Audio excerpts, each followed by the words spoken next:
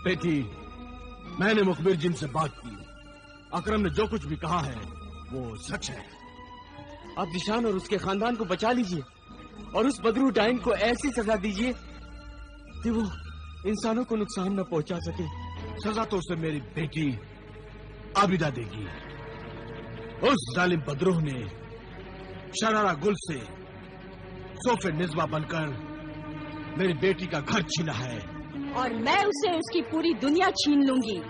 उसकी शैतानी ताकत के टुकड़े टुकड़े कर डालूंगी। मुझसे मेरा होने वाला शौहर छीनकर उसने जो गुनाह किया है, उस गुनाह की सजा सिर्फ मैं उसे दे सकती हूँ। कोई बादशाह या काजी नहीं दे सकता। आबिदा बहन, उसे सजा जरूर दो, वरना वो डायन लोगों को मारती रहेगी। और तुम जिशान को समझा दो, उसे बचा लो। सोफो निज़्वा के हुस्न का जादू उसके सर चढ़कर बोल रहा है।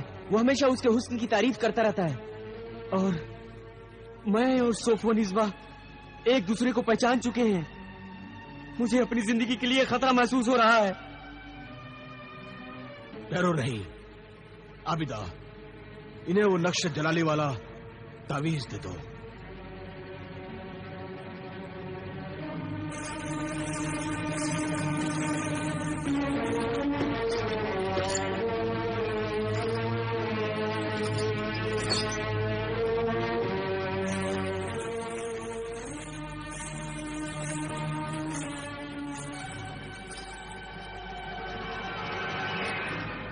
लीजिए अकरम भाई, इसकी हिफाजत करना।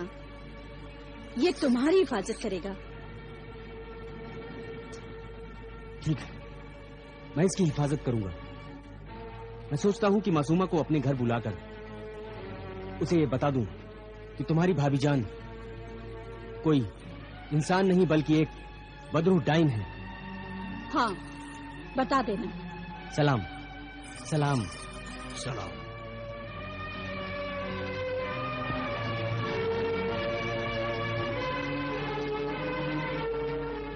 अब तुम जाओ भाईजान, और जब जिशान घर से बाहर निकले तो मुझे खबर कर देना। मैं उससे मिलूंगी। तुम जल्दी जाओ भाईजान और जाकर जिशान के घर के बाहर छुप कर बैठे रहो। मैं ऐसा ही करूँगा। मैं चलता हूँ।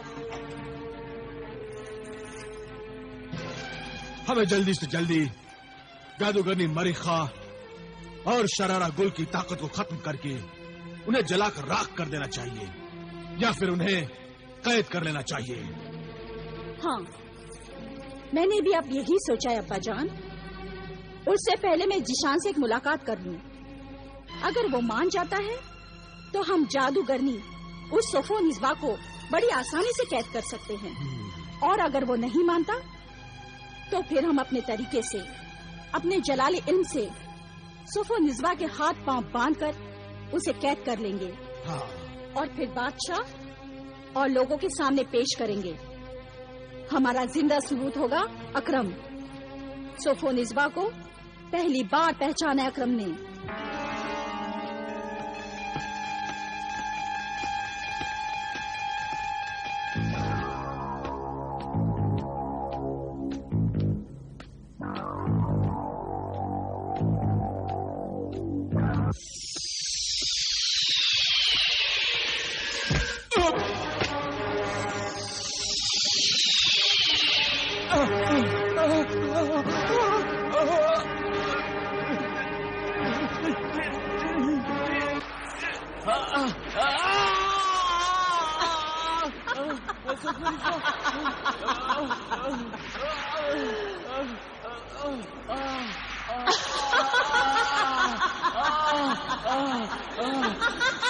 छोड़ दे मेरा हाथ सोफो निज़्वा, छोड़ दे मेरा हाथ। जब मौत हाथ पकड़ लेती है तो छोड़ती नहीं, अपने साथ ले जाती है।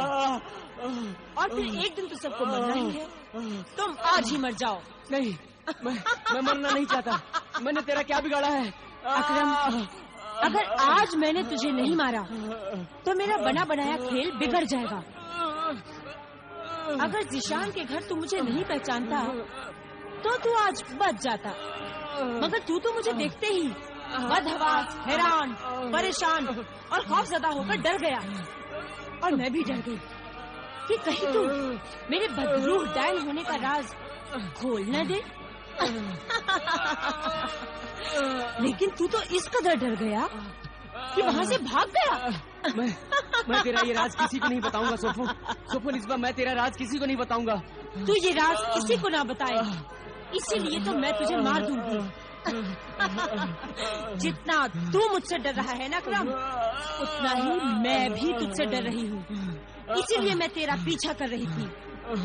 मैं जानती थी कि तू उस आमिल और उसकी बेटी आबिदा से मिलने जरूर जाएगा, और तू गया।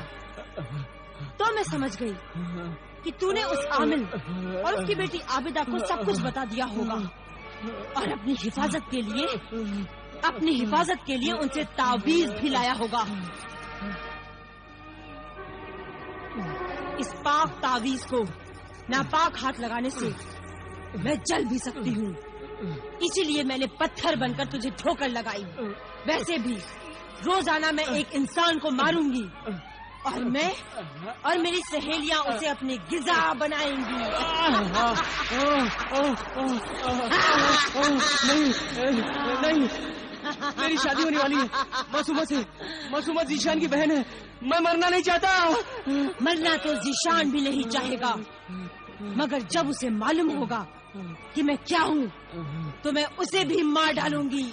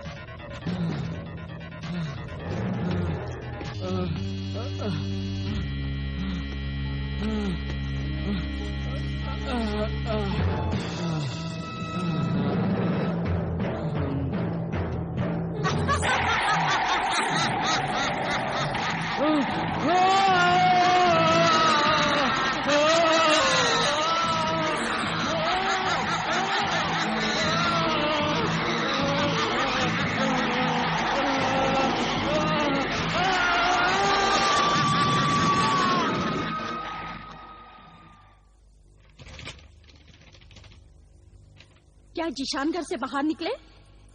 हाँ मैं नबीदा, जल्दी चलो, अब तक तो वो चौराहे तक नहीं पहुँचे होंगे। मैं साथ साथ उठता हुआ तुम्हारे साथ चलता हूँ।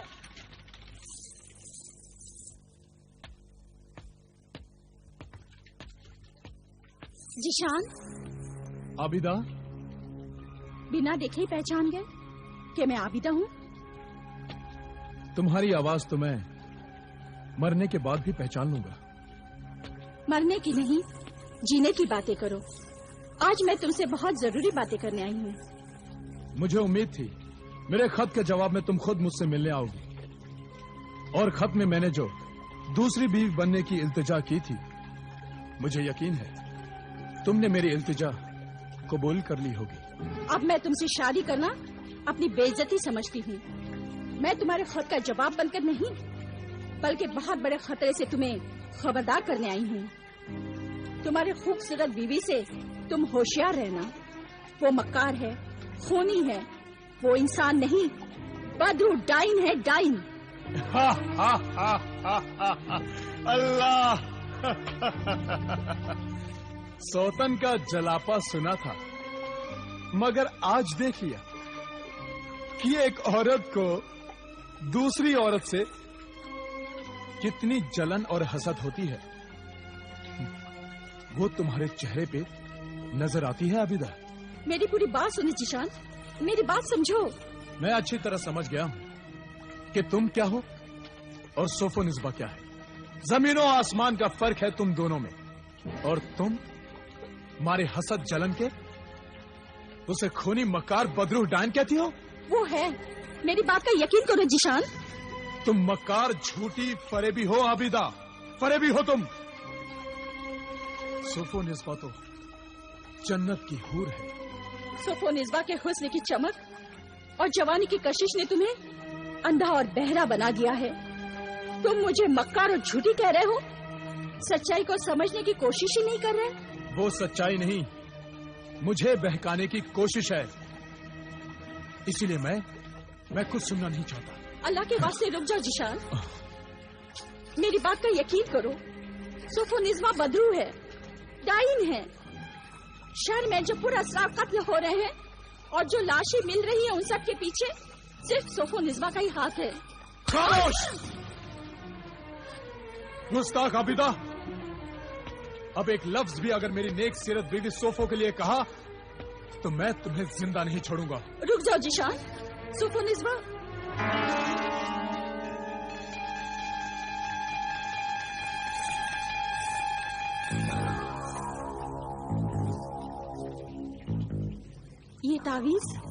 ये तावीज यहाँ कैसे? ये तावीज तो अकरम को दिया था।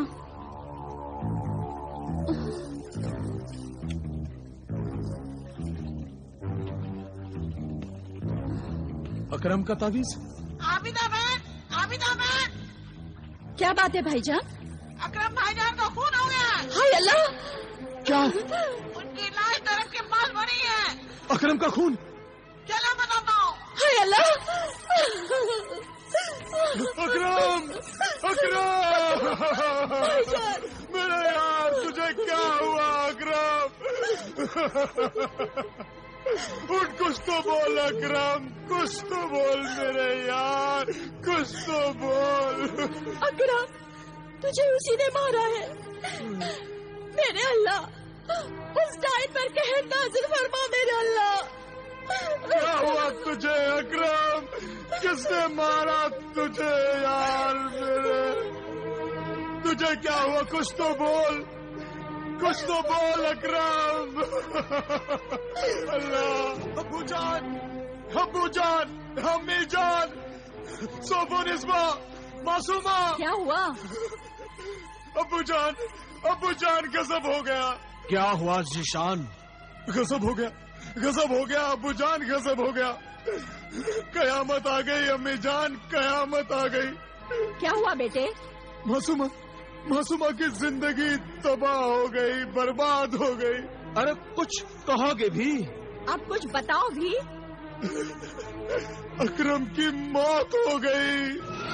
मौत हो गई? मौत हो गई? अम्मी जान! अकरम भाईजान को किसने मारा?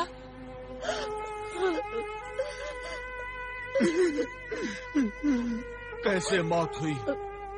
क्या हुआ था? ये मैं क्या सुन रही हूँ? अकरम भाई की मौत हुई? कैसे मौत हुई उनकी? किसने मारा उन्हें? कुछ पता नहीं सोफो, कुछ पता नहीं। जरूर इसमें कोई राज है। आज सुबह की तो बात थी, वो हंसते हुए यहाँ आए और घबरा कर डर कर चले गए।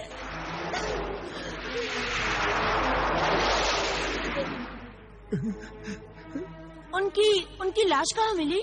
उनकी लाश बाग में मिली अब्बू जान। हाँ, उनकी आंखें खुली हुई थी। उन आंखों में खौफ था, दहशत थी। वो आंखें कह रही थी जैसे वो मारने वाले को पहचानती हैं। उन्होंने कहा होगा मुझे मत मारो मुझे। उनके चेहरे की बेबसी बता रही थी कि उन्होंने कातिल से बड़ी इल्तिजाएं की होंगी, लेकिन जालिम ने उन्हें मार डाला।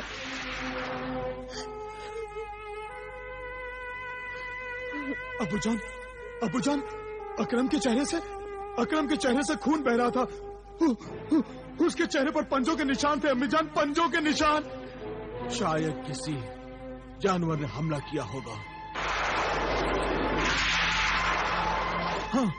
हाँ अब्बू जान, ये काम किसी इंसान का नहीं हो सकता।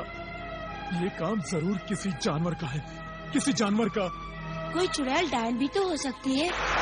वो इंसान की शक्ल में रह रही होगी और मौका पाकर ही जानवर की तरह खून पी जाती होगी। क्यों भाभी जान, ऐसा हो सकता है ना? मैं इस बारे में मैं कुछ नहीं जानती। हमें जल्द अकरम के घर जनाजे में शरीक होने के लिए जाना चाहिए। हाँ सोफो निस्बा, तुम भी तैयार हो जाओ।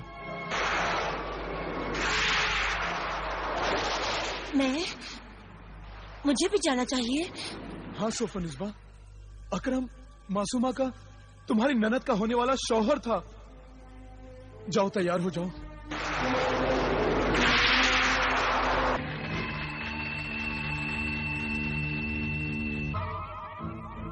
ए बदरू शरारा गुल सोफो निस्बा, अकरम के घर ना जाना, वहां ना जाना। वो सारा इलाका तेरी जान के दुश्मन आमिले कामिल और आबिदा का इलाका है। अगर तू इस बार आमिल और आबिदा के पाक इल्म के पंजे में फंस गई और उन दोनों ने तेरे इस शरारा गुल वाले जिस्म को जला दिया, तो फिर मैं तुझे कभी भी कोई भी नया जिस्म नहीं दे पाऊंगी और हमेशा के लिए तू राख बनकर हवा में गायब हो जाएगी, हमेशा के लिए। नहीं, मैं अकरम के घर नहीं जाऊंगी।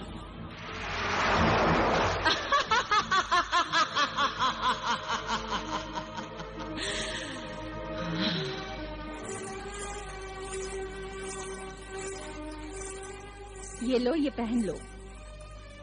मैं नहीं पहनूंगी। ऐसा भड़कीला लिबास पहनकर किसी के घर मैयत मातम में जाना गम के जज्बात, शराफत और तहजीब के खिलाफ है बहू बेगम। ये लिबास उतारकर ये पहन लो और चलो। मगर मैं वहाँ जाना ही नहीं चाहती। क्यों नहीं जाना चाहती?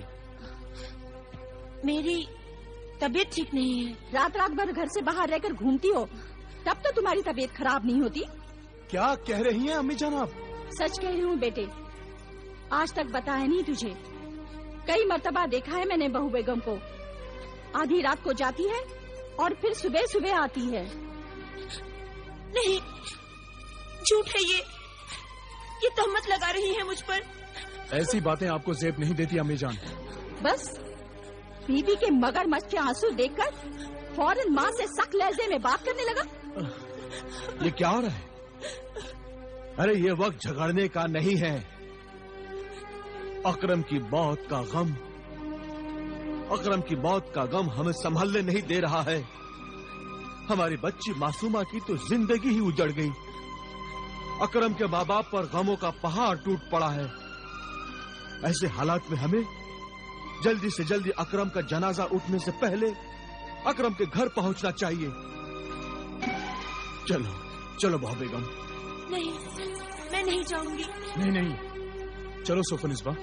रिश्तेदारी का मामला है, बिरादरी के लोग उंगलियां उठाएंगे कि इतनी मतलब ही है कि जवान बेटे अकरम की मौत पर पहले से घर आकर दिलासा तसल्ली नहीं दी, गले लगकर आंसू नहीं बहाए, क्योंकि अकरम अब जिंदा नहीं रहा, इसलिए कोई मतलब नहीं रहा। हाँ हाँ अम्मी जान, आप बिल्कुल ठीक कह रही हैं। चलो सोफो निस्बा। अच्छा, चलती हूँ।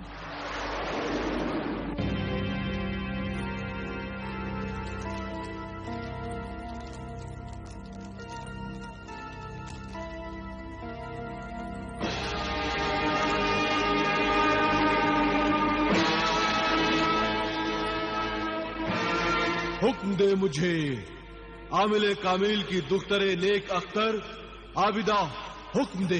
ए मुखबिर मददगार जिन, वो बदूर डाइन जो कि कोहिस्तान किले की जादूगरनी शहजादी शरारा गुल के जिस्म में अब मौजूद है, वो सोफो निस्बा बनी हुई है, हमारे इलाके में आ रही है।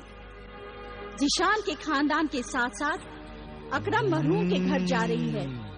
मैं उसे देखते ही पढ़कर फूकूंगी, उसे बेचैनी होगी, और अगर वो गायब होकर भागती है तो तुम उसे पकड़कर मेरे हवाले कर दो। जो हुक्म दुख्तरे नेक अख्तर आबिदा,